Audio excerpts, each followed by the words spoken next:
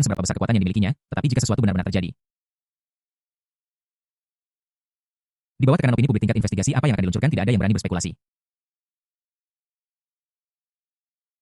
Misi ya, kami juga melakukan sesuatu untuk orang lain. Meskipun kami memiliki lebih banyak orang, kami tidak dapat menandingi keterampilan seorang pengawal kelas atas. Jika kita membuat kesalahan, seluruh keluarga akan menderita. Sopir Lao Chen menjadi sedikit lemah. Sekelompok gangster mendekat. Dan Xia mengerutkan kening. Yelang mengawasi dari belakang merasa agak tidak berdaya tentang situasi tak terduga ini. Jelas, penampilannya lah yang mengganggu perkembangan alur cerita. Jika bukan karena undangan dukungan dari MURAN International, Xia mungkin tidak akan datang ke kota Tianhai sama sekali. Sekarang setelah ini terjadi, sepertinya dia memiliki kesempatan untuk pamer. Yelang sangat berterima kasih kepada sopir Lao Chen. Dan hanya tamparan di wajah yang bisa mengungkapkan kekagumannya. Dia bergegas maju, menggunakan 99% kekuatannya, dan menampar sopir itu. Cening yang menyebabkan wajahnya berdenyut membuat kepalanya berdengung. Dia tidak lupa mengucapkan sumpah kekanak-kanakan untuk melindungi gadis itu.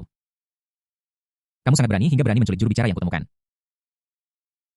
Apakah karena aku tidak bisa mengangkat pisau lagi atau kalian semua hanyut bab 170 es dan api, kesenjangan besar antara Ratu Xia? Adik laki-laki, kamu. Xia menatap Yelang yang bergegas keluar dengan sedikit bingung, wajahnya yang cantik penuh kepahitan. Dia lupa bahwa Yelang adalah orang yang jujur di kampus. Bagaimana mungkin kita hanya duduk diam dan tidak melakukan apa-apa ketika menghadapi situasi ini? Tapi pihak lain memiliki lebih banyak orang dan lebih banyak kekuatan. Sebelum Yelang bisa menenangkan kekhawatirannya, dia sudah bergegas menuju sekelompok preman. Dengan satu pukulan hidung seorang gangster ambruk, dan dengan satu tendangan seorang pria kekar terpental beberapa meter jauhnya. Bagaimana ini bisa disebut perkelahian? Ini jelas-jelas perundungan, memukuli setiap anak dengan satu pukulan. Lebih dari selusin preman bahkan tidak bisa bertahan 3 menit di tangan Yelang. Dan mereka semua terhuyung dan jatuh ke tanah. Beberapa menutupi hidung mereka dan mengutuk kesakitan. Beberapa memeluk lengan mereka dan melolong dengan memilukan hati, dan beberapa bahkan menutupi selangkangan mereka dengan otot wajah mereka yang berkerut. Mulut mereka terbuka lebar tetapi tidak ada suara yang keluar. Rasa sakit di hatiku tidak bisa diteriakkan. Saudara junior keterampilan terlalu luar biasa, bukan? Meskipun Xia terbiasa dengan pemandangan besar, dia masih sedikit terpana ketika dia melihat pemandangan di depannya. Dia tidak tahu bagaimana kekuatan dahsyat seperti itu bisa meledak dari tubuh kurus Yelang. Hanya dalam sekejap mata sekelompok bandit ganas semuanya jatuh ini seperti syuting film Yelang menendang perut Lao Chen. Berbalik dan berkata dengan malu-malu, aku punya temperamen yang buruk, aku tidak tahan dengan orang-orang yang menindas orang lain dengan memanfaatkan kekuatan mereka. Begitu aku tidak akur dengan mereka, aku akan mudah kehilangan kesabaran. Jika aku tidak mempelajari suatu keterampilan, akulah yang akan menderita. Benar juga, Xia mengangguk dengan senyum masam dan dengan hati-hati melihat Yelang yang berjalan ke arahnya. Jika dia tidak merasa bahwa mereka adalah orang asing, dia pasti ingin menyentuh otot-ototnya. Kenangan kuliah di benakku tumpang tindih dengan sosok Yelang yang dengan berani membela keadilan saat ini. Awalnya aku memiliki sedikit kewaspadaan di hatiku, tetapi tanpa kusadari itu telah banyak menghilang. Tentu saja, tidak mudah untuk mendapatkan hati ratu industri hiburan. Terlebih lagi, sebelum Xia menjadi terkenal, ketika dia masih seorang gadis muda. Dia sering mendengar tentang perbuatan heroik adik laki-lakinya, Yelang. Sebagian besar dari ini disebabkan oleh manfaat yang dibawa oleh proyek penyelamatan muka keluarga Ye untuk Yelang di Universitas Xian. Bioredone Tuan Muda kan tidak akan membiarkanmu pergi, jangan berpikir kamu serius hanya karena kamu bisa bertarung. Kang Xiao memiliki ahli sungguhan di sekitarnya. Orang-orang seperti Anda bisa dikalahkan dengan satu tamparan. Saya menyarankan Anda untuk tidak ikut campur dalam urusan orang lain. Sopir, Lao Chen, wajahnya bengkak seperti tersengat lebah. Dia menopang dirinya di tanah dengan satu tangan dan mengancam Yelang dengan ganas. Aku tidak tahu kenapa, tetapi ketika Yelang diancam, dia tanpa sadar merasakan nostalgia. Sudah lama sekali sejak ada yang berani berbicara kepadanya seperti ini. Apakah benar ada orang yang tidak takut mati? Kakak senior menghubungi polisi dan Yelang mendesak dengan benar. Karena citranya di benak Xia sangat mulia dan agung. Perlu untuk mempertahankannya. Selanjutnya banyak hal akan terselamatkan. Xia mencari-cari di mobil sebentar, mematikan signal jammer, dan kemudian menghubungi polisi. Setelah beberapa saat, polisi datang dengan orang-orang dan membawa sopir Lao Chen dan sekelompok gangster ke dalam mobil polisi dan membawa mereka pergi. Adik kecil, aku telah menyebabkan masalah bagimu hari ini karena apa yang terjadi. Aku benar-benar tidak tahu bagaimana berterima kasih padamu. Jika bukan karenamu. Aku benar-benar tidak tahu masalah seperti apa yang akan aku hadapi. Setelah interogasi singkat, Xia memberikan informasi kontaknya kepada polisi. Dia tidak pergi, tetapi melihat ke arah Yelang, mengerutkan bibirnya. Dan berpikir sejenak, bagaimana kalau aku mentraktirmu ikan hotpot batu? Sebelum datang ke kota Tianhai, aku membuat panduan. Dikatakan bahwa ada restoran yang menjual ikan hotpot batu ajaib. Yang merupakan spesialisasi di sini. Ini sangat lezat. Yelang berkata sambil tersenyum. Sebenarnya, jika Anda ingin mengungkapkan rasa terima kasih Anda, ada cara lain. Xia membuka bibirnya sedikit dengan lipstik yang dioleskan dengan warna yang menarik pria, berpura-pura bingung. Metode apa? Anda mendukung pil kecantikan Muren Internasional. Kakak senior, apakah Anda lupa mengapa saya datang menjemput Anda di bandara? Bukankah ini hanya untuk menjadikanmu juru bicara? Yelang seperti orang yang berbeda hari ini. Semua metode sebelumnya sebagai bajingan menghilang. Dia berubah menjadi pria jujur dan berkata terus terang, kakak senior kamu tidak perlu terlalu berterima kasih padaku. Faktanya, uang membuat dunia berputar. Aku melindungimu dengan begitu aktif hanya untuk membuatmu mendukung produk perusahaan. Sia sedikit menekuk bibirnya, sedikit tidak senang, dan auranya yang dingin dan elegan menghilang, dengan sedikit amarah. Adik junior kamu masih lajang, kan? Apakah ada orang yang berbicara sepertimu? Bahkan jika kamu berpikir demikian di dalam hatimu, tidak perlu mengatakannya dengan lantang, kan? Mungkinkah daya tarikku kakak senior tidak dapat mengalahkan tumpukan uang itu? Tanpa menunggu jawaban, mata indah Sia dengan cermat mengamati wajah Yelang yang malu dan ragu-ragu. Tiba-tiba dia menepuk bahunya sambil tersenyum, kamu tidak perlu menjawab. Kamu terlihat sangat bingung. Aku terlalu percaya diri. Mari kita kembali ke kota. Setelah naik mobil pengasuh, Yelang memegang kemudi dan dari waktu ke waktu dia melirik Sia yang sedang duduk di kursi penumpang dengan sudut matanya. Wah, kakak senior kamu belum mengatakan apakah kamu setuju dengan dukungan itu atau tidak? Ya, aku tidak setuju. Sia menyilangkan tangannya bersandar di kursinya.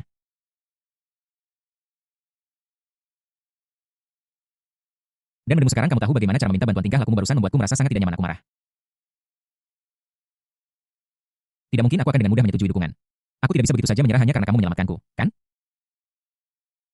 Kalau begitu, bagaimana aku bisa bertanggung jawab kepada penggemar? Mari kita lakukan selangkah demi selangkah.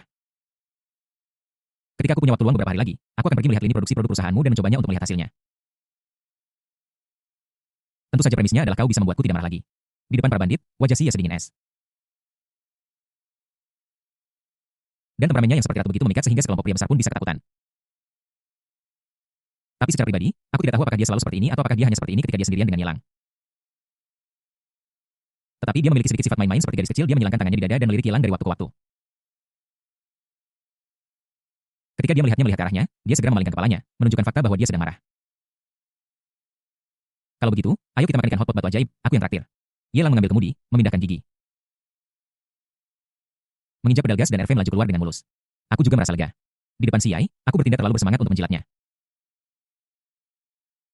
Aku sering dapatkan hasil yang berlawanan. Berada di dunia ketenaran dan kekayaan yang glamor seperti industri hiburan. Tidak pernah ada kekurangan orang yang menjilatmu. Untuk menonjol dan meninggalkan kesan yang lebih dalam, kamu seringkali perlu melakukan yang sebaliknya. Contohnya, Yelang sekarang menganggap dirinya pria normal. Seiring berjalannya argumen, sikapnya berangsur-angsur berubah. Bagaimana mungkin seorang diva secerdas Sia tidak menyadarinya? Tapi dia sekarang pria normal. Dia tidak akan mengakui perasaannya, tetapi hanya akan menunjukkannya melalui tindakan. Apa yang akan dipikirkan Sia? Apakah kamu akan memiliki pikiran liar atau mengkhawatirkan keuntungan dan kerugian? Bab 171 kesalahpahaman Sia, dia jatuh ke dalam perangkap. Setelah kembali ke kota, Yelang menemani Sia makan ikan hotpot dari restoran berusia 20 tahun. Sama seperti pencuri bersembunyi di sudut karena mereka khawatir identitas Sia akan ketahuan. Mereka berdua tidak bisa duduk terpisah dan harus duduk bersama. Setiap kali seseorang lewat, Sia akan menarik topi fedoranya ke bawah dan mendekat ke Yelang. Dengan kepala sedikit bersandar ke bahunya. Mereka tampak seperti pasangan muda yang sedang jatuh cinta dan berbisik satu sama lain. Apa menurutmu ini sudah berakhir? Kentut.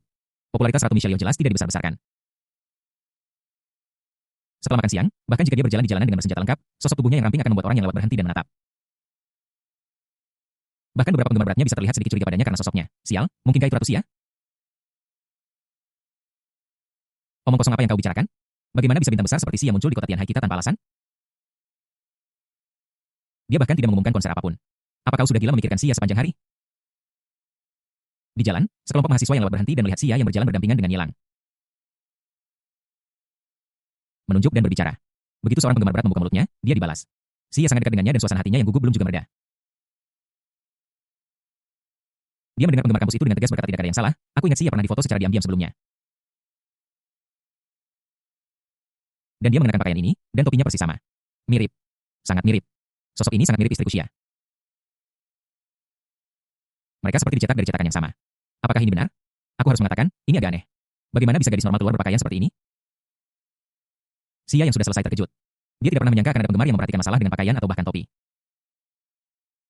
Tidak tahu majalah gosip mana dia melihat foto itu, dia sendiri bahkan tidak mengetahuinya. Bukankah ini terlalu kebetulan? Sekarang kita harus segera pergi dari sini. Jika tidak, jika kita ketahuan, pasti akan ada keributan dan kemudian jika kita ingin pergi makan makanan khusus di masa depan. Aku khawatir kita tidak akan memiliki kesempatan ini lagi. Di sini Sia hendak mempercepat langkahnya ketika Yelang meraihnya. Merangkul bahunya dan menariknya ke dalam pelukannya. Berbalik, dia berkata dengan pahit kepada anak laki-laki di sisi jalan. Maaf pacarku jelek, dia takut orang-orang akan menunjuknya jika dia berdiri di sampingku. Jadi dia membungkus dirinya dengan erat, jangan membuat tebakan acak atau dia akan marah lagi ketika kita pulang nanti malam. Maaf, kami tidak bermaksud demikian, maaf sekali, kami tidak tahu dia pacarmu pria tampan. Sosok pacar Anda benar-benar menakjubkan, sangat membuat iri saya. Salah orang, maaf, kami pergi duluan. Wajah anak-anak laki itu dipenuhi rasa malu.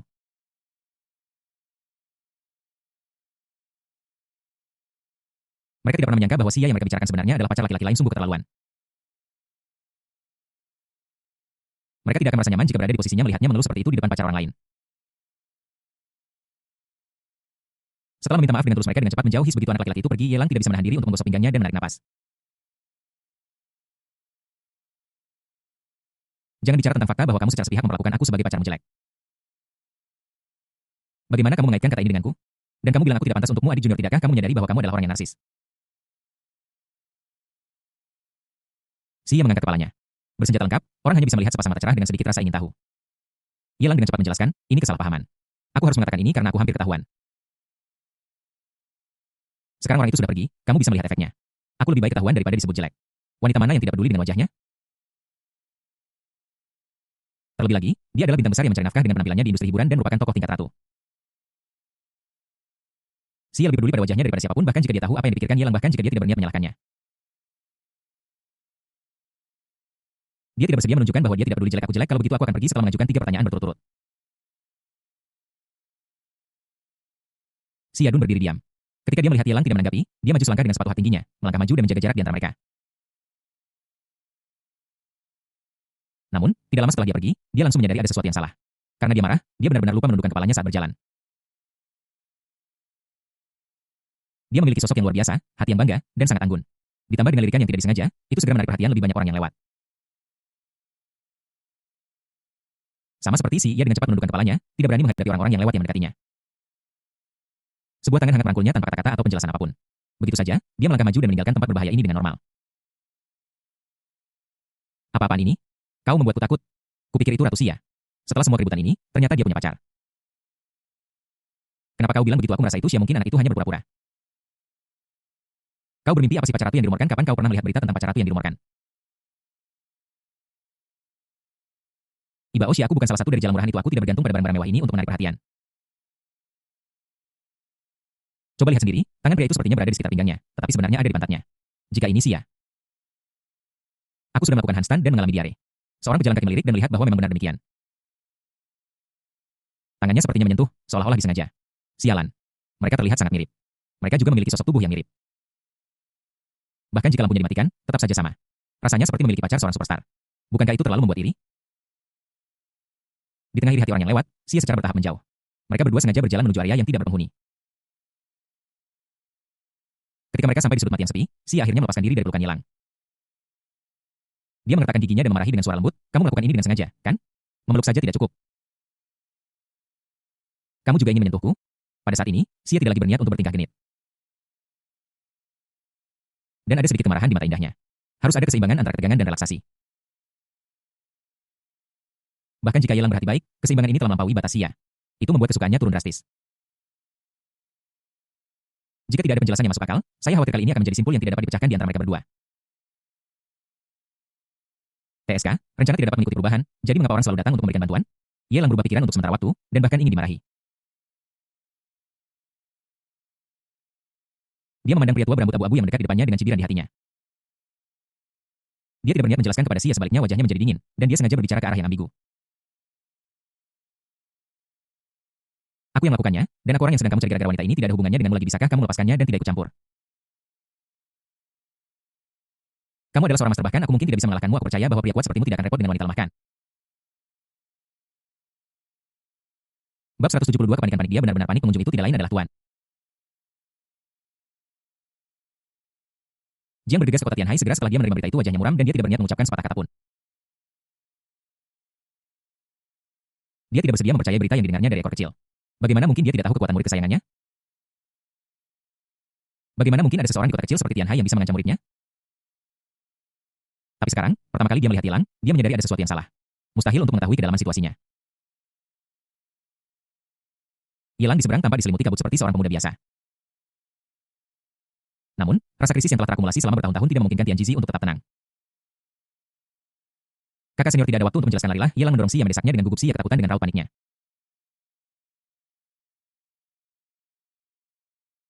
Dan sejenak dia bahkan lupa fakta bahwa dia sedang disentuh. Dia meraih lengan Yelang dan menggerakkan giginya, adik junior. Dia tanpa sadar mengira Tian Jizi sebagai yang disebut master dari keluarga Kang Shao. Tidak ada yang bisa kulakukan, ini kebetulan sekali. Kata-kata sopir Lao Chen sepertinya masih terngiang di telinganya dan Yelang sengaja membawanya ke arah ini. Yang paling penting adalah Tian Jizi tidak berbicara. Kemarahan di hatiku tak terlukiskan. Bukankah ini persis sama dengan apa yang terjadi ketika Kang Shao mengirim orang untuk membalas dendam setelah rencananya gagal? Semuanya cocok. Jangan khawatir tentangku, aku akan menghentikan orang ini untukmu. Yelang menggerakkan giginya, dan suara itu keluar dari mulutnya kata demi kata. Dengan tangan di belakang punggungnya, dia dengan cepat menepuk pinggul Xia. Tanpa menunggu jawaban, dia menatap Tian Jizi. Memang benar aku yang melakukannya. Jika kau ingin balas dendam, kejar saja aku jika kau punya nyali. Yelang mendengus dingin, menghalangi Xia di belakangnya. Dan bergegas menuju Tian Jizi untuk memberinya waktu melarikan diri. Wajah Tian Jizi muram seperti air. Dia mundur beberapa langkah dan angin siklon muncul di sekelilingnya dari udara tipis. Membawa beberapa daun berguguran berputar-putar. Orang dahulu mengatakan bahwa Tai Chi dalam sastra dapat membawa kedamaian bagi dunia. Dan Baji dalam seni bela diri dapat menstabilkan alam semesta. Baji Quan Chen Ping An pasti telah dipraktikkan dengan sempurna. Dan bahkan sesama praktisi Baji Quan merasa sulit untuk menyainginya. Namun, dalam hal seni Tai Chi yang misterius dan tidak terduga, dia jauh lebih rendah dari Tian Jizi. Alasan mengapa Tai Chi lebih unggul dari Baji Quan bukan karena mudah diucapkan. Tetapi karena begitu seseorang memahami makna sebenarnya dari menggunakan kelembutan untuk mengatasi kekerasan. Kerusakan yang terjadi pasti akan berada satu tingkat lebih tinggi dari Baji Quan Yelang melayangkan pukulan. Disertai dengan suara siulan yang membelah udara, tinju itu tiba dalam sekejap dan langsung menuju jantung Tian Jizi. Pemuda sombong Tian Jizi menunjukkan ekspresi marah di wajahnya dan tangannya terentang ke depan dengan fleksibel seperti menjelajahi awan atau ular yang berenang. Berubah menjadi dua ular yang berenang yang melilit lengan Yelang dalam sekejap, dia menggunakan makna sebenarnya dari Tai Chi untuk dengan cepat membalikkan kekuatan besar dari pukulan itu. Sudah bertahun-tahun yang tak terhitung jumlahnya sebelum Tian Jizi pensiun, dia belum pernah bertemu dengan rekan-rekan di dunia sekuler yang dapat membantunya mengambil tindakan. Hari ini bukan pengecualian, seorang pemuda berani memimpin dalam membuat masalah sungguh penampilan yang agung. Dia tidak berniat menunjukkan belas kasihan dan dia menggunakan buku-buku jari kedua tangannya untuk mencengkeram erat lengan Yelang. Berniat menghancurkan tulang lengan Yelang sambil melepaskan kekuatannya, boom, sesuatu yang tidak terduga terjadi. Apa yang diharapkan Tian Jizi? Bahwa lengan Yelang akan lumpuh tidak terjadi. Sebaliknya, tinjunya seperti naga yang muncul dari laut. Mengenai dadanya secara langsung. Pada saat yang sama, kedua telapak tangannya yang seperti ular juga mengenai. Bukan, seharusnya dikatakan bahwa dada Yelang mengenai tangannya karena inersia. Yelang memukul Tian Jizi dengan sebuah pukulan, dan dia memuntahkan seteguk darah, terbang mundur beberapa meter, dan terhuyung-huyung ke tanah. Mustahil. Apa yang terjadi? Tian Jizi berdiri di sana dengan linglung. Dengan area besar yang runtuh di dadanya, tubuhnya telah direndam dalam ramuan obat yang tak terhitung jumlahnya dan menjadi sangat kuat. Jika itu adalah tubuh orang biasa, itu akan tertembus oleh satu pukulan dan itu sama sekali bukan berlebihan. Bahkan jika itu dia setelah terkena pukulan Yelang, semua organ internalnya berubah menjadi tumpukan daging cincang dalam sekejap itu. Dan kekuatan hidupnya dengan cepat memudar. Untuk pertama kalinya dalam hidupnya, dia tampak bingung. Sampai dia mati dia tidak menyadari apa yang baru saja terjadi. Yelang berbaring di tanah nyaris tidak bernapas mencibir dalam hatinya. Dia menggunakan teknik menahan napas dan pernapasan yang menipu Tian Jizi. Tubuh tirani yang murni yang memperkuat fungsi tubuh dan bahkan 9 putaran teknik naga surgawi. Dan dia langsung melepaskan putaran ketiga, bahkan seekor singa akan menggunakan seluruh kekuatannya untuk melawan seekor kelinci. Jadi bagaimana mungkin dia bisa bertarung dengan pria yang hebat seperti Tian Jizi? Apa kau bodoh? Mencoba mempermainkan monster tua ini sama saja mencari mati, bukan? Paling tepat untuk menentukan hidup atau mati dengan satu gerakan. Terus terang, singkatnya, itu gegabah. Yelang, tunggu sebentar, aku akan memanggilkan ambulans untukmu. Xia berjalan maju dengan cemas dan berjongkok di samping Yelang. Dia bahkan tidak menarik turun rok pinggulnya. Sebagian besar kulitnya yang cerah terpapar udara memancarkan kilau terang. Bahkan cara dia menyapanya berubah dari kata bercanda adik junior menjadi nama aslinya. Yelang mengangkat tangannya, napasnya lemah dan wajahnya pucat. Kakak senior, saya punya informasi kontak seorang kenalan di sini. Biarkan saja dia menyelesaikannya, kamu harus segera pergi dari sini untuk menghindari masalah.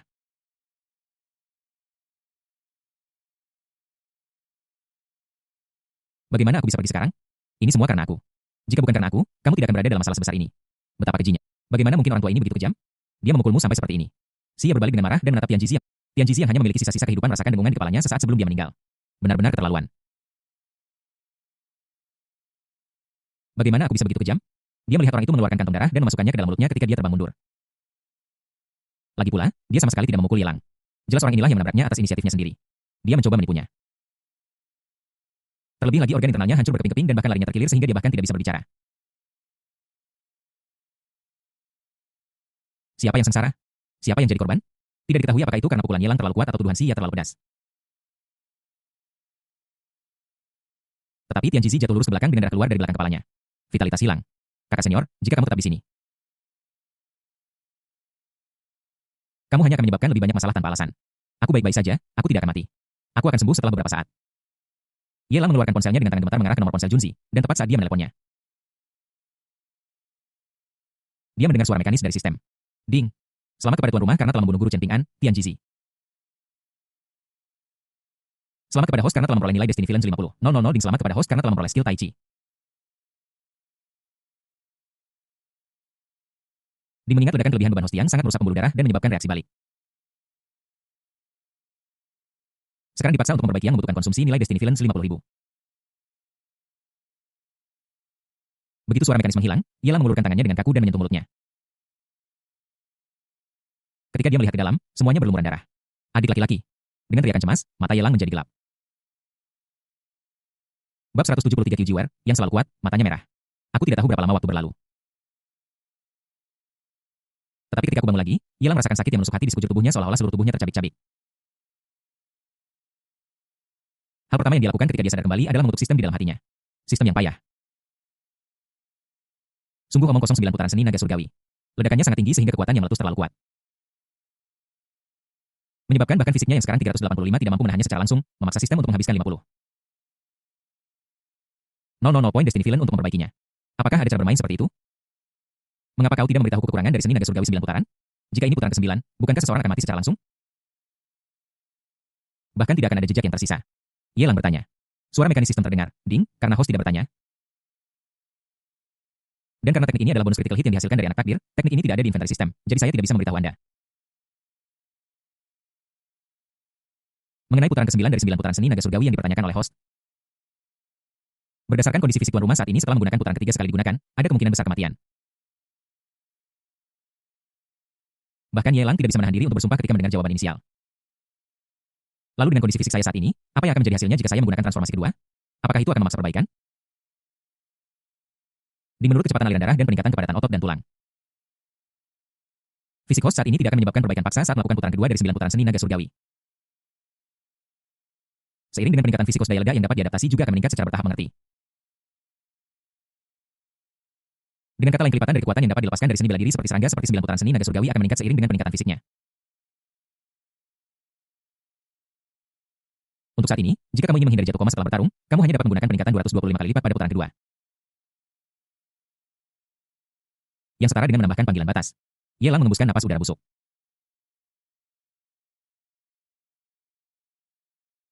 Dan merasakan sakit yang tajam di dadanya. Dia meringis kesakitan dan mengutuk sistem itu dalam hatinya. Di luar ruang perawatan mewah tunggal, Qiujiwer, yang masih berbicara dengan seseorang, baru saja menyelesaikan percakapan. Dia berbalik dan melihat Ye Lang berbaring di tempat tidur dengan mata terbuka. Tiba-tiba, sedikit kejutan dan kegembiraan terpancar di mata indahnya dan dia dengan cepat berlari mendekat. Dada Ye Lang naik turun dan dia terbatuk-batuk dengan keras. Dia meyakinkan bahwa dia sama sekali tidak berpura-pura, dia benar-benar terluka parah. Semua tulang di tubuhku seolah-olah hancur berantakan dan dari waktu ke waktu aku merasakan sakit seperti jarum yang menusuk di permukaan kulitku. Jangan terlalu bersemangat. Jangan terlalu bersemangat. Dokter berkata bahwa Anda terluka parah dan tidak boleh mengalami fluktuasi emosi yang hebat. Qiujiwer menepuk dada Ye Lang dengan lembut dengan sedikit rasa kasihan di mata indahnya. Melihat Ye Lang mengangkat dagunya, dia mengerti dan membawa beberapa bantal. Menempatkannya di depan tempat tidur, dan dengan hati-hati membantu Ye Lang untuk duduk. Kenapa kamu ada di sini? Apa yang terjadi setelah aku pingsan? Ye Lang tampak bingung. Sebelum jatuh koma, dia berbaring di jalan tanah tandus. Setelah bangun, yang dilihatnya hanyalah langit-langit putih dan dekorasi bernada hangat di sekelilingnya. Itu adalah kotak bangsal yang unik dan mewah. Anda harus bertanya pada pengawal Anda. Saya bergegas segera setelah menerima telepon. Ketika saya melihat Anda sudah berlumuran darah dan tidak sadarkan diri. Terdengar ketidakpuasan dalam kata-kata Qiujiwer dan sepertinya dia ingin menyalahkannya. Tetapi melihat Ye Lang dibalut perban dan kain kasa, dia merasa semakin tidak nyaman di hatinya. Sedikit tersumbat, dan matanya sedikit merah. Pikiran untuk menyalahkannya ditekan secara paksa. Pada analisis terakhir, Buat sesederhana dan selugas mungkin aku hanya merasa patah hati, aku takut aku tidak tega memarahi. Aku akan pergi memanggilnya, dia telah berada di sisimu beberapa hari terakhir ini dan sekarang sedang beristirahat di ranjang luar. Qiu Jiwar memalingkan kepalanya, tidak ingin Ye Lang melihat penampilan lemahnya, jadi dia berdiri dan berjalan keluar sambil menyeka air matanya sendirian. Setelah beberapa saat Junzi menggosok matanya dengan rambut acak-acakan dan wajah yang tegar, seorang pria kekar berlutut di depan tempat tidur dengan bunyi gedebuk. Dan hampir pingsan dan berteriak keras, "Tuan, akhirnya kau bangun, sialan, aku hampir mati ketakutan karenamu." Apa yang kau teriakan? Dia belum mati, ini hanya kecelakaan kecil, aku punya sesuatu untuk ditanyakan. Pikiran Ye Lang bergerak sedikit. Melihat raut lesu Junzi dan postur lemah dari tokoh utama, wanita Qiu Jiwar yang biasanya kuat dengan mata merah. Tidak mungkin untuk mengatakan bahwa aku tidak tergerak. Namun, seberapapun menyentuhnya, kita tetap perlu membereskan semuanya terlebih dahulu. Pergi cuci muka dan istirahat. Aku akan bertanya lagi padamu. Ye Lang menunjuk keluar. Junzi menggosok wajahnya yang kuyup dengan kuat dan menggelengkan kepalanya. Tidak apa-apa, Tuan. Anda bisa memberitahu saya. Bukan hanya saya yang menjaga Anda akhir-akhir ini. Nona Qiu juga berada di sisi Anda sepanjang waktu. Oke, apa yang terjadi setelah saya jatuh pingsan? Di mana Sia sekarang? Dan mengapa Qiu Jiwar ada di sini? Sudahkah Anda memberitahu yang lain? Jika dia tidak memecahkan masalah ini, dia tidak akan bisa merasa tenang bahkan jika dia berbaring di rumah sakit. Junzi menjawab dengan tegas, saya bergegas ke tempat kejadian setelah menerima panggilan Anda. Tuan, Anda sudah tidak sadarkan diri, dan hanya ada tubuh Nona Xia dan Tuan Ji di sana. Pada saat itu, saya mengirim seseorang untuk mengirim Nona Xia pergi dan diam-diam menghancurkan tubuh Tuan Ji menjadi abu. Saya pikir, Tuan muda, identitas Anda ada di sini. Jika Anda muncul di rumah sakit besar biasa, kerahasiaannya buruk dan mudah menimbulkan masalah. Jadi saya berinisiatif untuk menghubungi Nona Qiu dan mengatur agar Anda tinggal di rumah sakit swasta milik perkumpulan naga hitam ini. Adapun orang lain, mereka membuat banyak panggilan dan mengirim pesan yang tak terhitung jumlahnya selama periode ini. Tetapi saya selalu mengelak dari tanggung jawab mereka dengan mengatakan bahwa Anda sedang dalam perjalanan bisnis, Tuan muda. Anda tidak sadarkan diri, Tuan. Jika mereka benar-benar berkumpul, saya tidak akan bisa mengendalikan situasi. Saat dia berbicara, ekspresi Junzi menjadi malu. Adapun Tuan muda Kang, Nona Qiu mendapat sedikit petunjuk dan telah mengirim seseorang untuk membunuh orang itu. Dia adalah seorang tiran lokal di kota Tianhai, seorang bos batu bara. Dia sangat kaya dan tertarik pada wanita. Dia bukan tipe orang yang bisa dibawa ke publik. Setelah penjelasan yang begitu sederhana dan jelas, Ye Lang secara kasar mengetahui semua yang terjadi setelah dia jatuh koma. Harus saya katakan, Junzi melakukan pekerjaan yang hebat. Semua bom tersembunyi telah dieliminasi sebelumnya. Benar, ekspresi Junzi agak aneh. Dia bertanya dengan curiga, hanya itu? Junzi menyentuh bagian belakang kepalanya dengan canggung. Sebenarnya, ya, kami merahasiakannya dari yang lain. Tapi Nona Qiu sepertinya sudah tahu tentang situasimu di luar bab 174. Qiu Jiwar, aku ingin melakukan hal-hal hebat sungguh.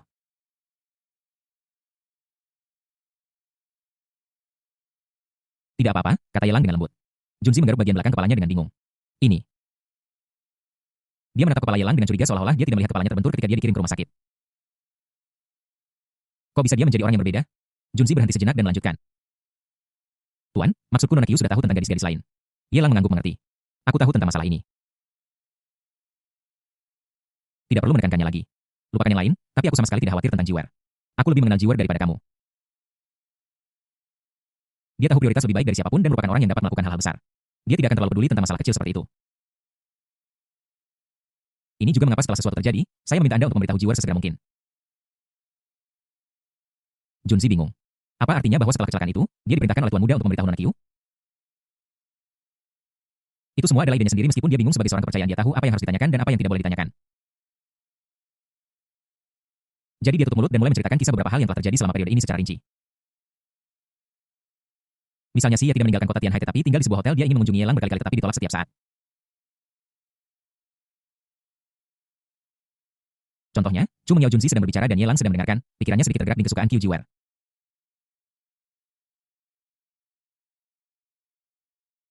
Gadis keberuntungan telah meningkat selamat kepada tuan rumah karena telah mendapatkan nilai penjahat yang ditakdirkan 500 panggil.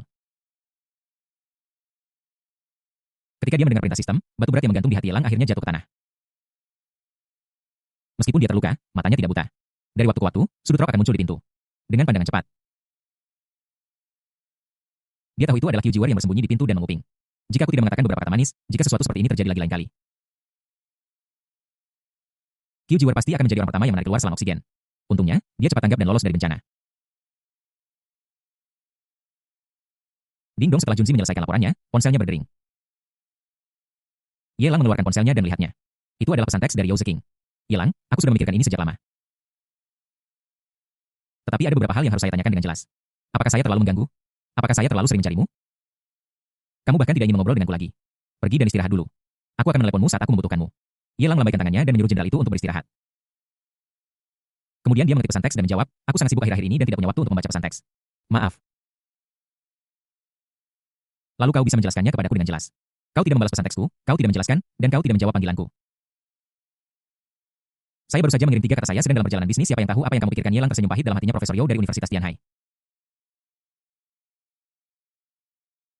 Setelah tidak menghubunginya selama beberapa hari, tiba-tiba menjadi wanita pendendam. Haruskah dia bahagia atau tidak berdaya jika dia tidak bertemu dengan Tuan? Jihe sudah akan duduk di kursi belakang Maibach dan langsung pergi menemuinya adapun sekarang. Sulit bahkan untuk keluar dari lubang. Apa yang bisa kita lakukan saat bertemu? Apakah kamu benar-benar aku merasa seperti kamu sedang mengobrol di ponselmu? Dan sikapmu sudah banyak berubah. Kirimkan aku foto wanita biasa jika mereka ingin mengubah screensaver ponsel mereka. Akan langsung memintanya kepada pacar mereka atau mengambil foto sendiri, tapi Yao Ziqing berbeda. Dia memulai dengan operasi 3 ancaman. Anda dapat lebih lanjut meningkatkan topik langsung ke kemarahan tentang tidak membalas pesan dalam beberapa hari terakhir. Dengan mengambil langkah mundur, dia dapat menunjukkan bahwa dia peduli dengan situasi Yelang saat ini. Bagaimanapun, dia sangat sibuk dengan pekerjaan sehingga dia pasti tidak menjaga dirinya dengan baik. Pada saat yang sama, jika Yelang berani mempertanyakan tujuannya menginginkan foto itu, terobosan akan datang dan dia akan terus terang mengatakan bahwa dia ingin mengubah screensaver ponselnya. Sebagai anggota aliansi bajingan yang membela untuk sementara waktu, Yelang langsung mengerti maksud Yao Ziqing dan merasa sedikit kewalahan. Ini cukup sulit, tidak peduli bagaimana dia menjawab. Dia tidak bisa bertahan melawannya. Sederhananya, dia terlalu malas untuk dikendalikan oleh orang lain dalam hal ini. Jadi dia mengeluarkan ponselnya, menempelkannya ke wajahnya, memiringkannya sedikit, dan mengambil foto siap menghadap jendela bangsal. Dia mengirim foto itu hanya setelah dia yakin bahwa tidak ada perban di tubuhnya atau peralatan medis apapun di foto itu. Seperti batu yang jatuh ke laut, Yao Ziqing tidak membalas pesan itu lagi. Sibuk membalas pesan dari kekasihnya, itu benar. Dia sudah tidak sadarkan diri selama beberapa hari dan tidak ada kabar. Aku khawatir kekasihnya di luar sana pasti sudah gila, kan? Qiu Jiwer berjalan masuk sambil memegang mangkuk kecil buram. Melihat Yelang bermain-main dengan ponselnya, dia mencibir. Ekspresi ini ditambah dengan gerakan tangannya. Tidak peduli bagaimana Anda melihatnya, ini terlihat seperti adegan terkenal dari buku terkenal. Dalang minum obat. Bisakah aku tidak minum obat ini? Yelang menelan ludahnya dengan suara berdeguk dan berkata pelan dengan rasa bersalah. Qiu Jiwer memutar matanya. Obat macam apa yang kamu minum? Ini bubur millet. Dalam beberapa hari terakhir, Anda telah mengonsumsi larutan nutrisi untuk menjaga nutrisi yang dibutuhkan tubuh Anda. Dokter mengatakan bahwa karena Anda baru saja bangun, Anda tidak boleh makan makanan berminyak. Anda hanya boleh minum biji-bijian utuh yang ringan. Panggil. Qiu Jiwer menarik keluar bangku kecil dari bawah tempat tidur, duduk di sisi tempat tidur, menyendok sesendok bubur millet. Meniupnya beberapa kali di bibirnya dan mengujinya dengan bibirnya untuk memastikan tidak panas sebelum menyerahkannya ke mulut Yelang. Buka mulutmu. Yelang menatap Qiu Jiwer dengan mata lembut saat dia menerima makanan suapan demi suapan. Setelah ditatap untuk waktu yang lama, Qiu Jiwer memutar matanya dengan tidak puas. Kenapa kamu menatapku seperti itu? Apa kamu belum pernah melihat ini sebelumnya? Tidak, aku hanya berpikir apa jasaku, apakah aku menyelamatkan alam semesta di kehidupanku sebelumnya. Untuk bertemu gadis baik seperti kamu. Wajah Yelang penuh dengan melankolis. Junzi memberitahuku bahwa kamu sudah tahu tentang keberadaan mereka. Mengingat kepribadian MU, bagaimana kamu bisa rela menanggung ketidakadilan seperti itu? Aku tidak bisa mempercayainya. Di dalam hatiku Jiwer, aku benar-benar tidak tahu bagaimana memberitahumu. Maafkan aku. Saat Qiu Jiwer sedang dalam suasana hati yang baik, dia akan membeberkan semua kekurangannya kepada publik. Lalu, bahkan jika dia benar-benar bertemu dengannya, apakah dia masih akan khawatir tentang pertengkaran antara kedua wanita itu? Yelang memiliki keunggulan dalam mengendalikan hati orang. Qiu Jiwer menggunakan sendok untuk mengaduk mangkuk pasir dan mendengus tidak senang. Qiu Jiwer akan melihat wanita picik semacam itu. Yelang, jangan menganggap dirimu terlalu serius. Qiu Jiwer tidak akan cemburu atas masalah sekecil itu.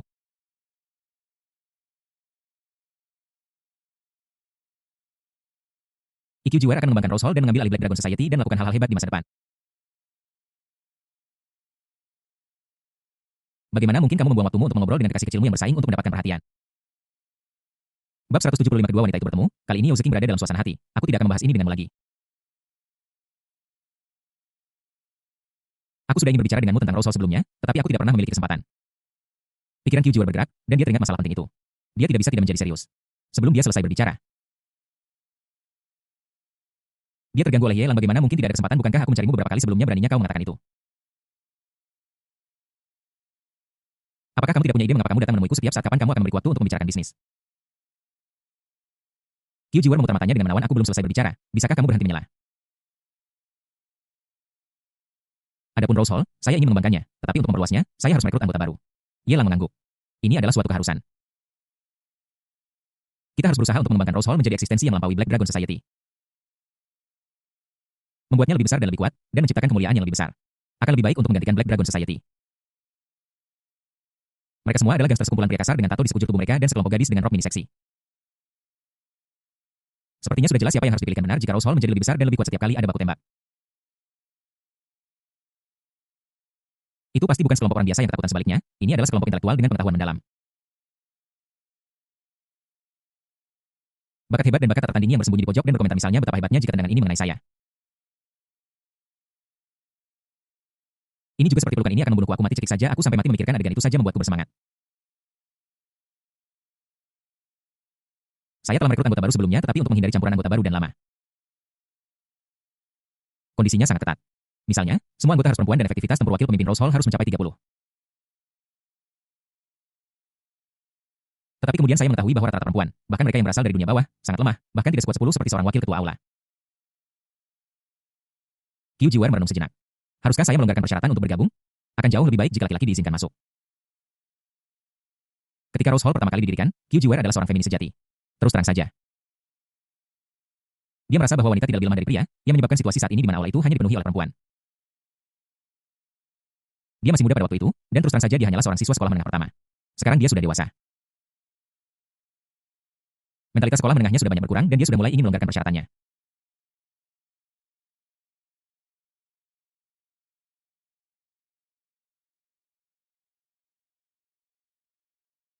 Yelang segera menggelengkan kepalanya. Tidak, itu tidak akan berhasil.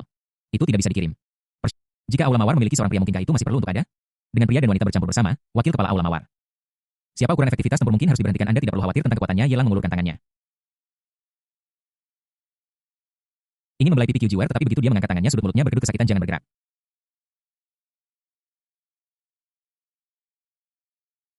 Qiu Jiwar berteriak dengan marah. Yelang memasang ekspresi pahit di wajahnya. Maaf, aku belum terbiasa dengan penampilan ini, aku hanya sedikit serius. Aku tetap mengatakan bahwa jika kamu ingin melakukan sesuatu, lakukan saja dan jangan lupakan niat awalmu. Selama itu adalah apa yang kamu harapkan, tidak peduli berapa banyak kesulitan dan rintangan yang ada. Aku akan membantumu untuk membersihkannya satu persatu. Siapa yang membuatmu, Jiwarku? Senyum pahit di wajahnya melebar. Dia menatap tubuhnya yang diperban, yang juga terpasang pada serangkaian peralatan rumit yang terhubung ke perangkat tampilan elektrokardiogram. Dia menertawakan dirinya sendiri karena frustrasi. Apakah terlalu berlebihan bagiku untuk mengatakan hal-hal ini dalam keadaanku saat ini? Qiu Jiwar membuka mulutnya ingin mengatakan sesuatu, tetapi mengurungkan niatnya. Dia membaringkan kepalanya di tempat tidur dengan kelembutan yang jarang terjadi. Dan menggunakan pipinya untuk bergerak lebih dekat ke telapak tangan Yelang dan menggosoknya. Kemudian dia mengiringkan kepalanya, bertingkah seperti istri yang lembut. Dan berkata dengan lega sambil menatapku, tidak, di mataku, kamu selalu maha kuasa. Ketika kamu mengatakan itu, aku sebenarnya sangat bahagia dan puas. Selain itu, lukamu tidak lagi berbahaya dan kamu akan segera pulih. Ada keheningan yang panjang. Tak satupun dari mereka berbicara lagi. Hanya pengertian diam yang terungkap. Qiu Jiwar berbaring di kepala tempat tidur menikmati. Yelang membelai kepalanya dari waktu ke waktu. Dia menyipitkan matanya dan mengeluarkan suara mendengkur nyaman seperti anak kucing kecil. Aku tidak tahu berapa lama waktu tenang ini berlangsung. Sampai suara yang familiar terdengar di pintu bangsal. Hello Nurse, pernahkah Anda melihat anak laki-laki tinggi dan tampan dengan senyum menawan? Ngomong-ngomong, namanya Yelang, dan wajahnya sangat pucat. Aku tidak tahu apakah itu Yelang atau bukan, tetapi ada seseorang dengan wajah yang sangat pucat di bangsal mewah kedua di depan. Terima kasih. Tidak lama setelah percakapan berakhir, sesosok tubuh anggun muncul di luar bangsal disertai suara sepatu hak tinggi yang cepat dan wajahnya yang cantik penuh dengan kecemasan. Panik tidak hanya pengunjung itu yang tampak cemas, tetapi Yelang juga tampak tak berdaya. Yao Zeking, bagaimana dia bisa sampai di sini?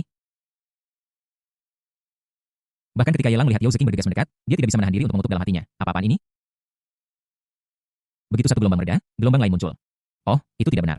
Gelombang datar juga mulai berfluktuasi. Melirik Qiu Jiwar yang telah menarik tangannya dan duduk tegak di tepi tempat tidur. Yelang tahu bahwa sesuatu yang serius telah terjadi. Aku akan pergi keluar dulu. Kalian bisa mengobrol perlahan. Qiu Jiwar berkata kaku dengan senyum paksa lalu berdiri dan berjalan pergi.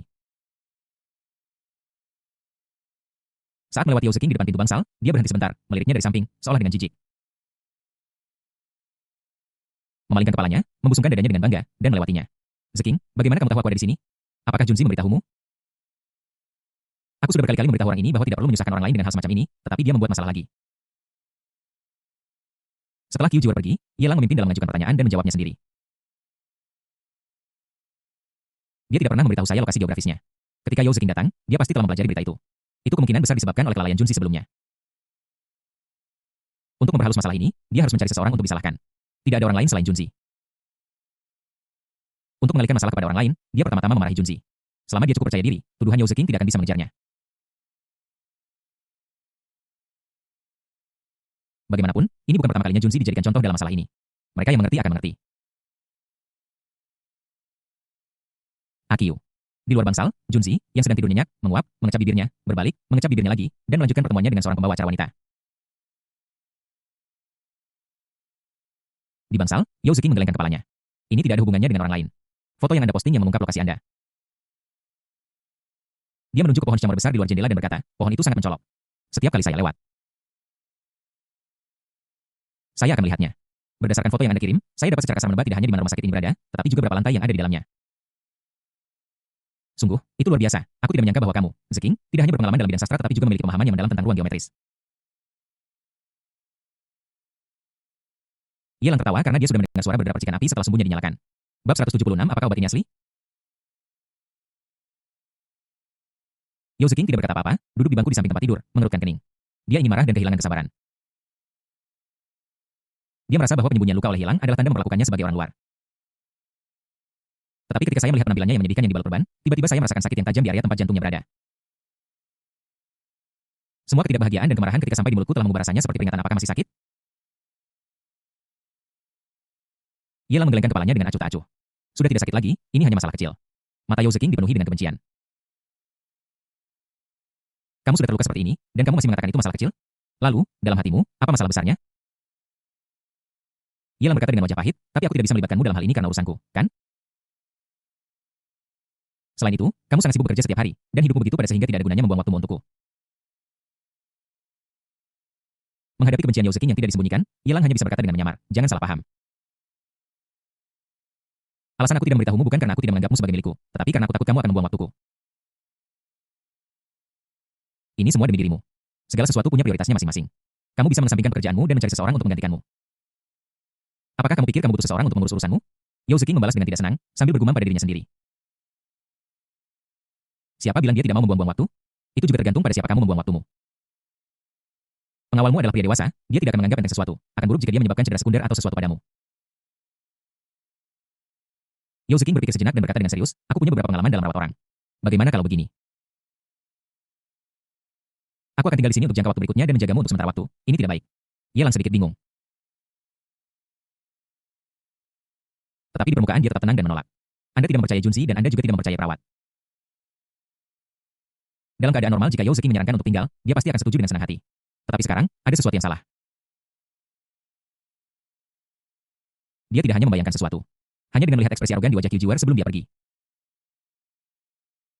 Dia tidak bisa membayangkan apa yang akan terjadi jika mereka berdua bertemu. Yang satu adalah kepala gereja mawar yang tak kenal takut. Yang satu adalah seorang profesor wanita cantik dan seorang intelektual yang sama sekali tidak takut pada kekuatan jahat apapun. Sangat cocok. Kebetulan, ini adalah mereka berdua. Apakah menurutmu keberadaanku akan menjadi penghalang atau merepotkan? Yao Zeking marah menatap mata Yelang dengan mata indahnya. Berbeda dari gadis kecil lainnya, Yao Zeking memiliki prinsip hidupnya sendiri yang tidak dapat diabaikan ketika dia serius. Bagaimana Yelang menjawab terkait dengan pilihan yang akan dibuat Yao Zeking di dalam hatinya? Anda tidak bisa langsung menolaknya begitu saja, tetapi Anda juga pasti tidak bisa mengikutinya secara membabi buta. Setelah berpikir lama, pipi Yelang memerah. Yao Zeking menyadari ada sesuatu yang tidak beres dan bertanya dengan gugup. Ada apa? Apa kamu merasa tidak nyaman di suatu tempat? Aku akan memanggil dokter. Yelang menggelengkan kepalanya, wajahnya penuh kepahitan. Bukannya aku merasa tidak enak badan, aku hanya ingin pergi ke toilet. Zeking, panggil Junzi ke sini. Ada beberapa hal yang tidak nyaman untuk kamu lakukan. Suasana di dalam ruangan menjadi tegang. Yao Zeking berdiri dan berjalan perlahan keluar dari bangsal Yelangwo yang berbaring di tempat tidur di belakangnya dan memperhatikannya. Tidak bisa menahan diri untuk tidak mengacungkan jempol pada dirinya sendiri di dalam hatinya seperti yang diharapkan darinya. Dia sangat pintar karena aku tidak bisa menolak. Biarkan Yao Zeking menyerah atas inisiatifnya sendiri dengan semua luka-lukanya. Dia tidak bisa mengurus dirinya sendiri untuk makan dan kehidupan sehari-hari. Jadi pergi ke toilet pasti membutuhkan bantuan. Ini sebenarnya bukan kebohongan, tetapi Yao Zeking adalah pria dan wanita yang berbeda darinya. Tepat ketika Yelang berpikir bahwa Yao Zeking akan menyerah atas inisiatifnya sendiri, sebuah kecelakaan terjadi. Yao Zeking berjalan keluar dari bangsal. Tetapi dia tidak berniat menelepon Junzi. Sebaliknya, dia menutup pintu bangsal, lalu berjalan ke samping tempat tidur dan mengeluarkan pispot dari bawah tempat tidur. Sial. Bahkan ketika Yelang melihat adegan ini, dia tidak bisa menahan diri untuk bersumpah dalam hatinya. 5 menit kemudian, Yao Zeking kembali dan meletakkan pispot yang sudah dibersihkan di bawah tempat tidur. Dia memanaskan handuk di toilet, duduk di samping tempat tidur. dan dengan hati-hati membantu Yelang menyekat telapak tangannya. Di balik wajah yang tampak tenang dan cantik itu, semburat rasa malu jauh di dalam mata tidak bisa lolos dari mata Yelang yang tajam. Apakah ini perlu? Apakah ini perlu? Yelang bertanya pada dirinya sendiri. Karena memalukan, mengapa tidak meminta orang lain saja? Bukankah aku berjanji untuk tinggal bersamamu? Apakah perlu membuat suara mendesis dengan mulutmu saat memegang urinal? Maksudnya siapa? Beberapa tahun yang lalu, aku juga merawat nenekku di bangsa seperti ini. Yao Ziqing bergumam menang. Sebuah ekspresi hangat muncul di wajahnya yang cantik. Setelah menyekat tangan Yelang hingga bersih, dia meletakkan handuk birat di sampingnya dan terkekeh. Kebetulan sekali, nenekku tinggal di rumah sakit ini. Setiap hari ketika aku merawatnya, aku bisa melihat pohon besar di luar dalam perjalanan pulang pergi. Setelah beberapa kunjungan, saya mendapatkan kesan yang sangat mendalam. Jika tidak, saya pasti sudah tertipu olehmu. Mungkin. Ini adalah takdir, kata Yelang lembut, menoleh untuk melihat pohon sycamore besar di luar jendela. Dia selalu merasa bahwa area yang ditutupi oleh pohon itu agak besar, menghalangi banyak sinar matahari di ruangan itu. Akan merepotkan jika dibiarkan begitu saja. Jadi mengapa tidak menebangnya? Yao Ziqing tidak tahu apa yang ada di benak Yelang. Dia hanya merasa bahwa kata takdir adalah yang paling tepat. Dia menyatukan tangannya, memegang tangan Yelang. Dan berbisik pelan, aku pikir kata takdir hanyalah penopang psikologis dan emosional orang dahulu. Dan itu tidak bisa dianggap serius. Baru setelah aku bertemu denganmu aku menyadari bahwa beberapa hal benar-benar tidak dapat dijelaskan dengan akal sehat. Setiap kali aku menghadapi kesulitan, kamu selalu menjadi orang pertama yang muncul. Jika bukan karenamu, aku sudah menjadi mayat tenggelam di danau buatan sekarang. Sebelum Yelang bisa menjawab, serangkaian langkah kaki terdengar di luar bangsal. Qiu Jiwar masuk dengan mangkuk pasir di tangannya. Mata indahnya melihat sekeliling dan langsung tertuju pada tangan Yao Ziqing yang memegang Yelang. Seketika, ruangan itu dipenuhi dengan kecemburuan. Qiu Jiwar berkata dengan masam, seorang kenalan? Aku baru berada di sini kurang dari setengah jam. Dan kau sudah berpegangan tangan? Ya, aku cukup akrab dengannya. Yao Ziqing mendongak dan menjawab, memegang tangan Yelang tanpa berniat melepaskannya. Kedua wanita itu saling memandang mata mereka bertemu dari yang tadinya tenang. Yao Ziqing menggenggam tangan Yelang semakin erat. Matanya menjadi serius bahkan bermusuhan baru pada pertemuan kedua. Sudah ada busur listrik mereka bertabrakan di titik tengah garis pandang mereka yang berpotongan menimbulkan suara berderak. Pus-pus-pus Qiu Jiwar memalingkan matanya dan melangkah dengan sepatu hat tingginya yang menimbulkan suaranya saat menyentuh lantai. Dia mengangkat kepalanya tinggi-tinggi dan dadanya membusung seperti seorang ratu yang sengaja menunjukkan sikap dingin dan arogannya. Dia berjalan ke sisi lain tempat tidur duduk dan menyerahkan mangkuk pasir berwarna merah tua ke mulut Yelang sambil berkata sambil tersenyum, langit saatnya minum obat.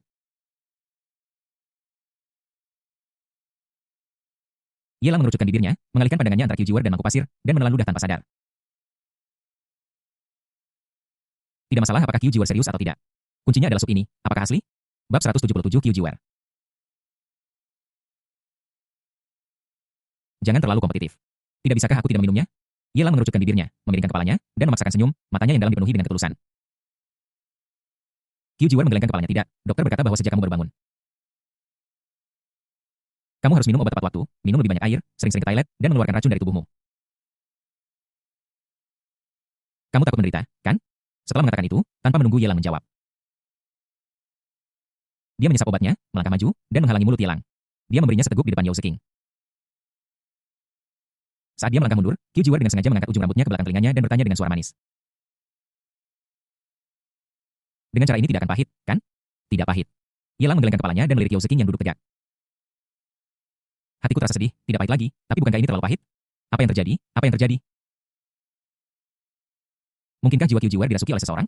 Mengapa kepribadiannya berubah begitu banyak sebelum dan sesudah? Bahkan di depannya, Qiu Jiwar selalu bersikap dingin, yang sering membuatnya diperlakukan dengan dingin. Tapi sekarang ada satu lagi Yao Ziqing dan dia telah menjadi orang yang sama sekali berbeda. Apakah mereka sengaja menunjukkan kasih sayang mereka di depan Yao Ziqing? Apakah ratu yang dingin dan cantik itu adalah wanita pemuda murahan secara pribadi? Perbedaannya terlalu besar. Ngomong-ngomong, kalau kamu mau ke toilet, bilang saja padaku. Junzi sedang tidur di sana. Dia begadang semalaman tadi malam. Jangan ganggu dia. Aku akan menjagamu. Qiu Jiwar mengingatkannya dengan perhatian. Sebelum Yelang bisa menjawab, Yao Ziqing di sampingnya terkekeh. Mungkin aku tidak perlu mengganggumu. Yelang sudah pergi ke toilet. Aku sudah membersihkan urinoirnya. Qiu Jiwar mengerutkan kening dan merasakan krisis di hatinya. Ada yang salah. Ada sesuatu yang sangat salah di sini. Wanita cantik di depannya memegang tangan Yelang segera setelah dia tiba dan bahkan membantunya pergi ke toilet dengan hati nurani yang bersih. Jika tidak ada trik yang terlibat, dia tidak akan mempercayai apapun yang kamu katakan. Terlebih lagi, setelah Yelang bangun, dia tidak memberitahu siapapun dan hanya menelepon wanita ini. Bisa dibayangkan betapa pentingnya wanita ini di hati Yelang. Tanpa sadar, Qiu Jiwar sudah menganggap Yao Ziqing di depannya sebagai lawan terbesarnya. Ya dia memberitahu Yelang bahwa dia tidak akan cemburu pada gadis-gadis kecil lain, tetapi bukankah situasinya berbeda sekarang? Apakah Yao Zeking gadis kecil biasa? Jelas bahwa dia akan berkembang menjadi istri pertama. Yang sangat mengancam posisinya obat yang baik rasanya pahit, minumlah semuanya, Anda akan cepat sembuh setelah meminumnya. Saat kamu sembuh, aku akan setuju denganmu kemanapun kamu ingin pergi. Qiu Jiwar menyerahkan mangkuk pasir ke mulut Yelang dan berkata dengan lembut. Gunung Mandang Queen bertempat manapun kamu ingin pergi, aku akan pergi bersamamu. Dia melirik Yao Zeking di seberangnya dengan tatapan menghina. Dengan senyum dingin di wajahnya, seolah-olah dia memperingatkan atau membandingkan dirinya dengannya. Logikanya, dengan kepribadian Yao Zeking, sama sekali tidak mungkin baginya untuk bersaing dengan wanita lain. Tapi siapa yang membuat Qiu Jiwar memilih Yelang untuk dipamerkan? Dia tersenyum dan berbicara perlahan, aku pernah ke Gunung Mandang sekali. Tapi pemandangan di sana tidak terlalu bagus. Adapun barnya, terlalu bising dan tidak cocok untuk Yelang yang baru saja keluar dari rumah sakit. Sebaliknya, bagi pasien yang baru sembuh, jalan-jalan adalah cara yang baik untuk bersantai. Contohnya, Anda bisa berjalan-jalan di gang sempit di luar jalan makanan ringan dan mengenang kenangan masa lalu. Atau Anda bisa menyewa perahu di danau buatan, berhenti di tengah danau dan menikmati luasnya air biru di sekitar Anda. Ini adalah tempat untuk pergi dan bersenang-senang. Bukankah ini hanya kompetisi dari setiap hal kecil yang pernah kamu alami dengan Yelang? Siapa yang tidak memiliki kejadian masa lalu? Terlebih lagi, semua detail kecil antara dia dan Yelang terukir dalam benaknya dan dia tidak akan pernah melupakannya selama sisa hidupnya. Ketika dia membicarakannya, kepercayaan diri yang datang secara alami tidak mungkin salah. Ini, Qiu Jiwar merasa sedikit panik. Apa yang harus dilakukan? Wanita cantik di depan saya ini tidak mudah untuk dihadapi. Dia berani mengatakan apa saja. Yang terpenting adalah putri cantik ini terlihat lembut dan intelektual. Tetapi nyatanya dia bermain lebih mewah dari siapapun. Apakah dia terlalu pendiam dan konservatif di masa lalu? Bahkan intelektual seperti itu berani pergi ke ganggang di luar jalanan makanan ringan. Ada arus orang yang begitu besar di sana sehingga betapapun terpencilnya tempat itu akan ada orang yang lewat dari waktu ke waktu. Bagaimana dia bisa begitu malu juga di tengah danau buatan di atas perahu? Bukankah ini keterlaluan? Bagaimana cara bermain di sana? Kamu bahkan tidak bisa berdiri dengan tegak, oke? Apa kamu tidak takut terbalik? Begitu beberapa kesalahpahaman terjadi dan tidak dijelaskan. Mereka akan terus bergejolak. Sama seperti Qiu Jiwar sekarang, dia penuh dengan kebencian dan merasa bahwa dia sedang ditekan. Karakternya yang pantang menyerah membuatnya semakin keras kepala dan dia ingin bersaing dengan Yao Zeking dalam segala hal. Latar belakang pendidikan. Yao Zeking adalah seorang mahasiswa doktoral. Setelah beberapa tahun pelatihan lagi, dia mungkin menjadi tokoh seorang supervisor doktoral. Sejujurnya, perbedaannya tidak terlalu besar, tetapi Yao Zeking memiliki buff dari seorang profesor wanita yang menakjubkan. Kacamata berbingkai merah, kemeja putih, rok hitam, dan sepatu hat tinggi kulit paten. Bahkan jika Qiu Jiwar ingin meniru, dia tidak bisa meniru esensi dari gaya profesor wanita cantik itu. Latar belakang keluarga. Dibandingkan dengan Qiu Jiwar, latar belakang keluarga Yao Zeking tidak jauh lebih baik, dan keberadaan Yao Dapan hanyalah aib bagi keluarga. Tetapi kuncinya adalah Yao Zeking berpendidikan dan bisa menulis, tetapi Qiu Jiwar hanya bisa menikam orang 18 kali dalam 3 detik. Dengan sedih Qiu Jiwar tampak bingung, Yelang mengamati dari samping. Merasa sedikit kasihan dengan apa yang terjadi. Dia menatap Yao Zeking dan berkata dengan lembut, "Zeking, kamu baru datang. Apa kamu sudah makan?" "Belum." Yao Zeking menggelengkan kepalanya dan berkata sambil tersenyum, "Tapi sekarang kamu menyebutkannya, aku jadi sedikit lapar. Aku akan pergi ke kafetaria di bawah untuk makan sesuatu dan naik nanti." "Ya, mengisi perutku itu penting." Yelang tersenyum dan menggerakkan jari-jarinya mengucapkan selamat tinggal kepada Yao Zeking. Idenya adalah mengirim Yao Zeking pergi dulu, baru kemudian menghibur Qiu Jiwar. Namun, Qiu Jiwar adalah orang yang akan berjuang lagi setelah kegagalan berulang. Ketika dia mendengar bahwa Yao Zeking akan pergi, dia berdiri dan mengikutinya dengan tergesa-gesa bahkan tanpa menyapa Yelang sebelum turun ke bawah. Di bawah, di rumah sakit, di kafetaria, ada layanan catering internal. Dan ada juga restoran eksternal yang terlibat. Bagaimanapun, ada banyak anggota keluarga yang merawat pasien di rumah sakit. Dan tidak mungkin bagi mereka semua untuk memiliki makanan yang sama dengan pasien kan? Nutrisi yang dibutuhkan berbeda. Qiu Jiwar mengikuti Yao Zeking dan duduk di luar sebuah toko mie beras. Mereka tidak berjauhan dan bisa melihat satu sama lain ketika mereka mendongak. Pemilik toko bihun keluar dan bertanya rasa apa yang kami inginkan. Yao Zeking berkata dengan tenang, "Mari kita pesan bihun daging sapi. Sedikit pedas." Setelah mengatakan itu, dia menundukkan kepalanya. Pemilik toko bihun mengangguk dan berjalan menuju Qiu Jiwar. Sebelum dia mendekat, dia mendengar suara Qiu Jiwar yang naik 8 desibel. "Saya mau seporsi mie beras daging sapi juga. Ini super pedas bab 178 gadis keberuntungan mulai bertarung." Pemilik kedai mie memasang tampang pahit. Mie kami super pedas dan rasanya lebih kuat. Qiu Jiwar sebenarnya sedikit panik, tetapi dia selalu ditekan. Bagaimana bisa ini menjadi karakternya?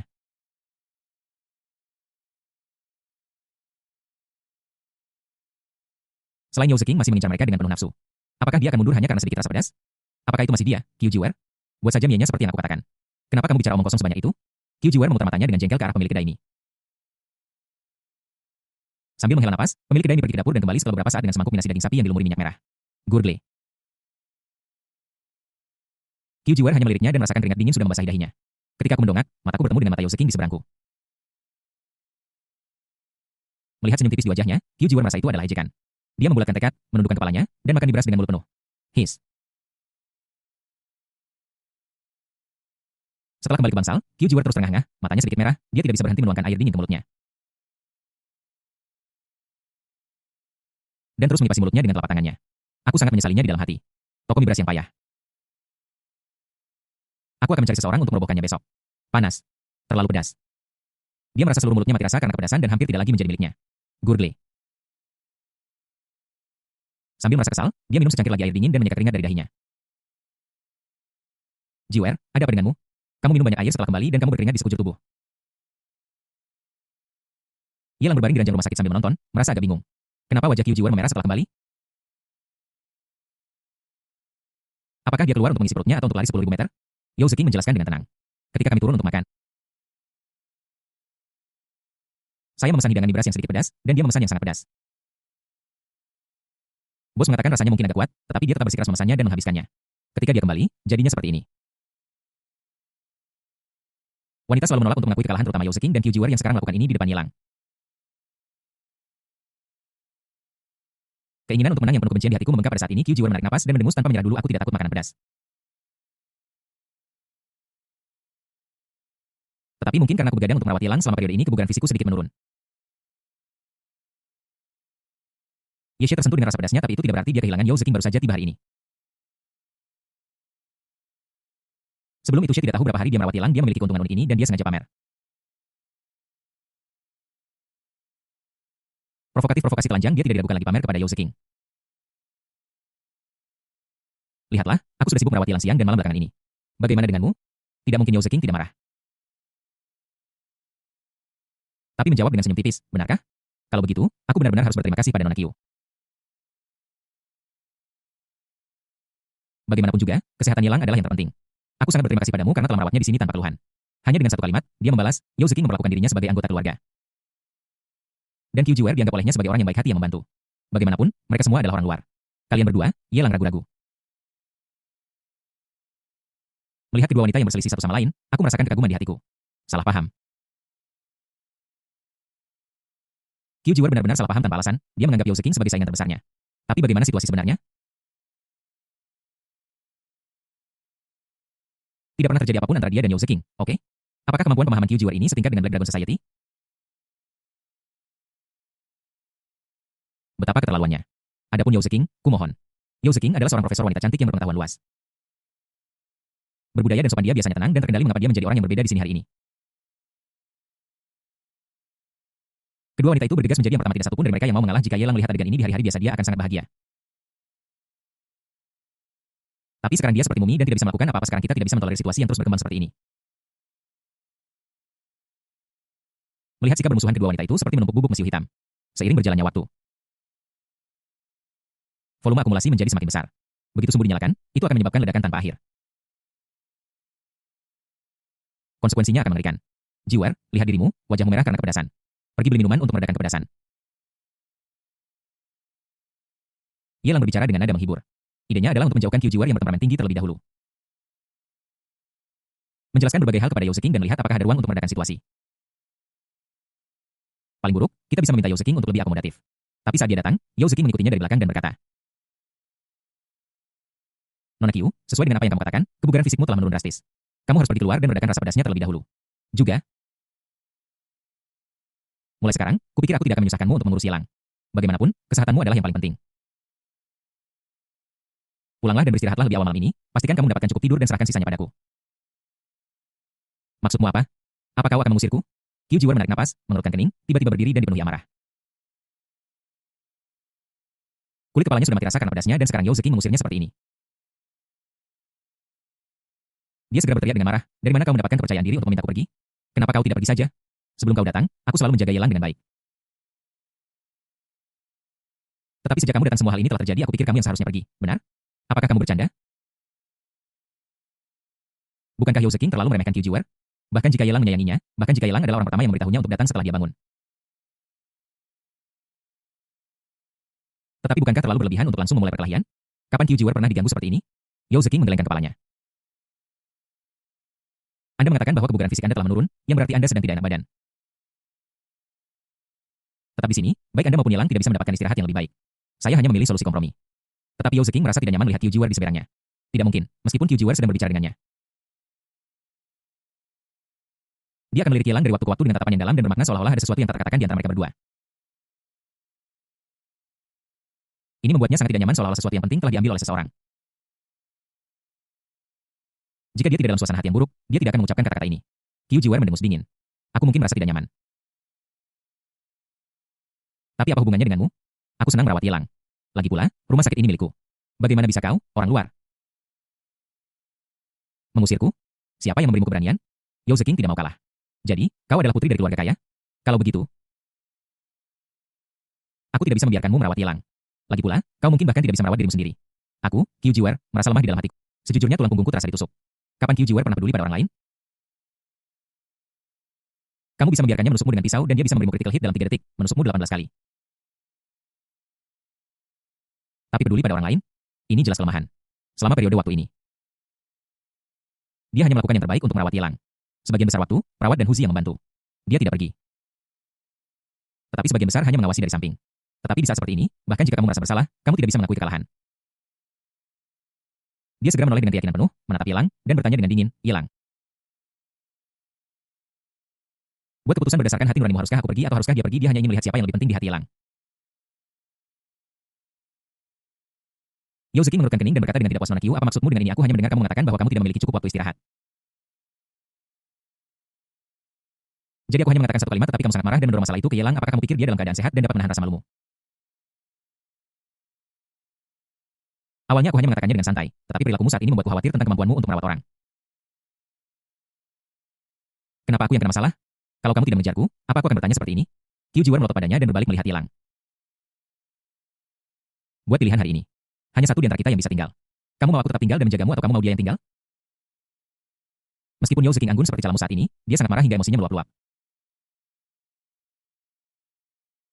Dia juga menatap Yelang, mengangguk, dan berkata dengan serius, karena Nona Qiu sudah berkata demikian, biarkan kamu, orang yang terlibat, membuat pilihan. Jika kamu pikir keberadaanku di sini mengganggu, tidak perlu bersikap seperti itu. Katakan saja sepatah kata dan aku akan berinisiatif untuk pergi. Bubuk hitam yang terkumpul sudah cukup banyak sehingga bahkan sambil berbaring di ranjang rumah sakit pun orang bisa mencium bau mesiu yang menyengat. Jika Anda tidak hati-hati, itu akan memicu ledakan yang menyebabkan konsekuensi tragis yang tak terukur. Suasana di bangsal menjadi hening. Mata kedua wanita itu bertabrakan dan ada kilatan listrik.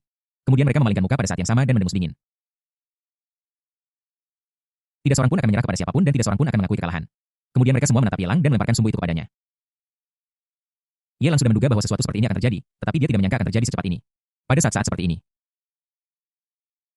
melindungi siapapun pasti akan memihak, menyebabkan keretakan dalam keseimbangan yang kemudian akan pecah dan skala akan runtuh. Dia tidak ingin melihat konsekuensi seperti itu, dan dengan kondisi fisiknya saat ini, dia tidak punya cara untuk mengatasinya. Pikiran saya penuh dengan pikiran yang berlarian liar, seperti badai otak. Tiba-tiba, sebuah ide muncul di benak saya. Teknik pernapasan.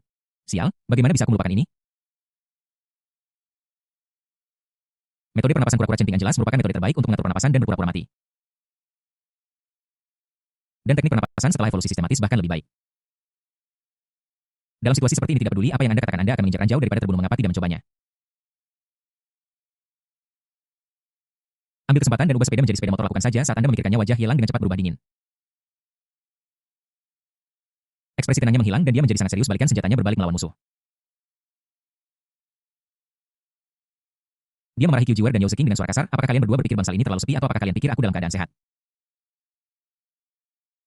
Mengapa kalian berdebat dengan begitu gembira? Setelah mengatakan ini, dia batuk dengan keras. Qiu Jiwer dan Yao Zeking khawatir dan maju selangkah pada saat yang sama.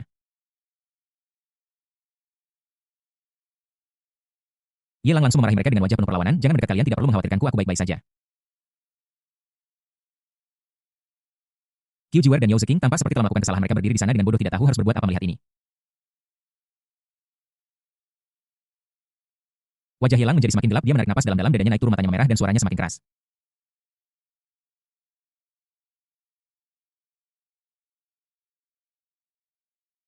Pada akhirnya dia secara bertahap berubah menjadi raungan. Teruslah berdebat jika kau punya nyali. Kau pikir, benar. Tidak perlu. Tidak peduli siapa yang pergi, Yelang masih bisa hidup dengan baik. Pergi. Kalian berdua tidak perlu tinggal di sini. Keluar. Raungan itu bergema di bangsal. Dada Yelang naik turun semakin hebat. Wajahnya dipenuhi amarah dan wajahnya memerah. Qiu Jiwar ingin maju untuk menghiburnya, tetapi karena Yao Zeking berada tepat di sampingnya, dia menahan diri dan tidak bergerak. Yao Zeking juga sama. Melihat ekspresi marah Yelang, dia sudah merasa sedikit menyesal.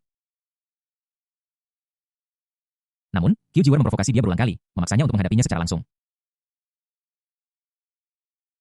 Jika aku melarikan diri, bukankah itu cara terselubung untuk menyerah pada Qiu Jiwar? Biarkan aku pergi. Oke, karena kamu merasa aku menyusahkanmu di sini. Maka aku akan pergi. Yelang, jangan menyesalinya.